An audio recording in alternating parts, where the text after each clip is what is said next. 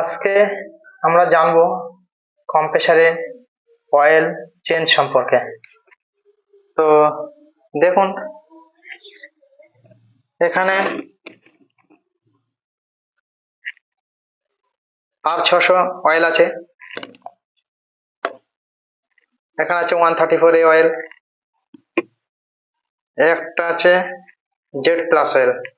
তো এই অয়েলগুলো কোন কম্প্রেসারে ব্যবহার করব সেটা আজকে বলবো। তো চলুন, ফার্স্ট দেখুন, এটা হচ্ছে টেকমসের কম্প্রেসার। এখানে লেখা আছে দেখুন R134A, R134A। এই কম্প্রেসার ক্ষেত্রে আমরা এখানে আর কোনো দেখুন কোনো সিম্বল নেই, গ্যাসের সম্বন্ধে আর কোনো সিম্বলই নেই। এই কম্প্রেসারের ক্ষেত্রে আমরা অয়েল চার্জ করব R134A। তাহলে এখানে দেখুন, তখন এই ডিব্বায় যে তেলটা থাকে 134A, এই তেলটাই আমরা ব্যবহার করব এই কম্প্রেসারটার ক্ষেত্রে। যখন লেখা থাকবে R134A, এই R134A এর মানে হচ্ছে এই কম্প্রেসারটা R134A গ্যাসই ব্যবহার করতে হবে, এবং এর ভিতরে যে অয়েলটা দেওয়া আছে সেটাও R134A অয়েল দেওয়া আছে। এখানে আমরা অন্য তেল ব্যবহার করব না। বোঝা গেল? এবারে চলুন দেখে নেই দ্বিতীয়, থেকে সাইড করে দিলাম। এবারে দেখুন, এটা হচ্ছে গোদরেজের কম্প্রেসার। এখানে দেখুন একটু জানার বিষয় আছে, এখানে লেখা আছে R600। এই কম্প্রেসারটার ক্ষেত্রে আমরা R600ই ব্যবহার করব। এখানে দেখুন, এটা ছিল 134A, 134 কম্প্রেসারের ক্ষেত্রে যেমন টেকমসের কম্প্রেসারটা দেখিয়েছিলাম। আর এখানে লেখা আছে দেখুন R600, এখানেও লেখা আছে ছোট করে,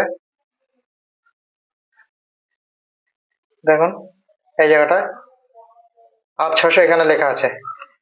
এই R600 আমরা এই কম্প্রেসারটার ক্ষেত্রে, এখানে লেখাও আছে দেখুন অয়েল চার্জ R600 এখানে লেখা আছে। মানে এই কম্প্রেসারটার ক্ষেত্রে আমরা R600 অয়েলই ব্যবহার করব, এবং গ্যাসও ব্যবহার করব R600। এবার এখানে আরেকটা জিনিস দেখানো আছে দেখুন, যে একটা ত্রিভুজ আকারের একটা সিম্বল দেওয়া আছে দেখুন। এই সিম্বলটার মানেটা কি হচ্ছে, এটা হচ্ছে আগুনের ছবি, একটা আগুনের সিম্বল দেওয়া আছে। মানে এখানে আমরা যে গ্যাসটা চার্জিং করি R600 গ্যাস, সেটা দাহ্য, মানে আগুন দিলে জ্বলে ওঠে। আর R134-এ আগুন দিলে কিন্তু জ্বলে না, সেটাকে আমাদের সাবধানতা অবলম্বন করতে হয়। এখানে ওই জন্য R600 কম্প্রেসারে R600 গ্যাস চার্জিং করতে হবে, এবং R600 কম্প্রেসারে R600 অয়েলই ব্যবহার করতে হবে। এই কম্প্রেসারটার ক্ষেত্রে কিন্তু ওই ধরনের কোনো সিম্বল দেওয়া নেই।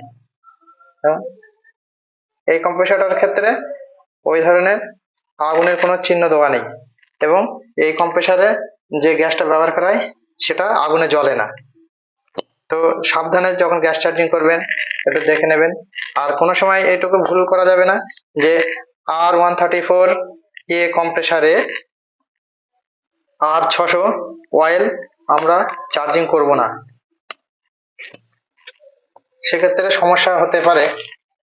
এখানে আবার R600 কম্প্রেসারে R134 অয়েল আমরা দেব না, দিলে সমস্যা হবে।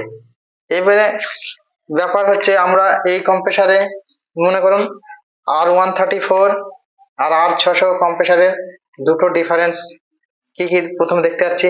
একটা হচ্ছে গ্যাসের দাহ্য, মানে একটা গ্যাস জ্বলে ওঠে আগুন দিলে ধরে যায়, আর একটা গ্যাস আগুন দিলে ধরে না, এর দুটোই ডিফারেন্স আছে। এই জন্য আমরা এই কম্প্রেসারের গ্যাস এই কম্প্রেসারে করবো না, আর ওই কম্প্রেসারের গ্যাস এই কম্প্রেসারে চার্জিং করব না। এইবারে দেখুন, এখানে একটা অয়েল দেখতে পাচ্ছেন, জেড প্লাস। এই জেড প্লাস অয়েলটা আমরা কোথায় ব্যবহার করি? আমরা ফ্রিজে গ্যাস চার্জিং করার সময় যখন ভ্যাকুম করে, যে মেশিনটা দিয়ে, ভ্যাকুম মেশিন বা ভ্যাকুম মোটর বলে, ভ্যাকুম পাম্পও বলে, সেই পাম্পে দেখুন এখানে দেখতে পাচ্ছেন এই সামনে এটা মোটরের পাম্প, যে ভ্যাকুম পাম্পের ছবি। এই যে সামনে যে পাম্পটা থাকে, এর দুটো পার্ট আছে, একটা হচ্ছে পাম্প আর একটা হচ্ছে মোটর। এই পাম্পের সাইডে আমাদের অয়েল ব্যবহার হয়, তো অনেকে অয়েল চেঞ্জ করে না। এই ভ্যাকুম পাম্প দীর্ঘদিন ব্যবহার করার ক্ষেত্রে তখন খেয়াল করে না, দেখবেন এর ভিতরে যে অয়েলটা আছে, অয়েলটা আস্তে আস্তে ঘোলা হয়ে যায়, ঠিক আছে? তখন আমরা এই ভ্যাকুম পাম্পের অয়েলটা যখন চেঞ্জ করবো, এই অয়েলটা ব্যবহার করব, জেড প্লাস। যে আরো অন্যান্য অয়েলও থাকতে পারে, সমস্যা নেই। তবে vacuum pump oil, vacuum pump মেশিনের জন্য আলাদা অয়েল থাকে, তখন যেন আবার 134A বা R600 গ্যাসের যে অয়েলটা হয় ব্যবহার করবে না। ঠিক আছে, আজকে এই পর্যন্ত। আর আরো কিছু যদি জানার প্রয়োজন হয়, আমাদের নেক্সট ভিডিওতে আমরা নিয়ে আসবো। আর আপনারা ভুলবেন না আমাদের চ্যানেলটাকে সাবস্ক্রাইব করতে এবং লাইক করতে, এবং যদি কারো কিছু বলার থাকে কমেন্ট অপশনে জানাবেন, আশা করি আমি রিপ্লাই দেওয়ার চেষ্টা করব। ওকে।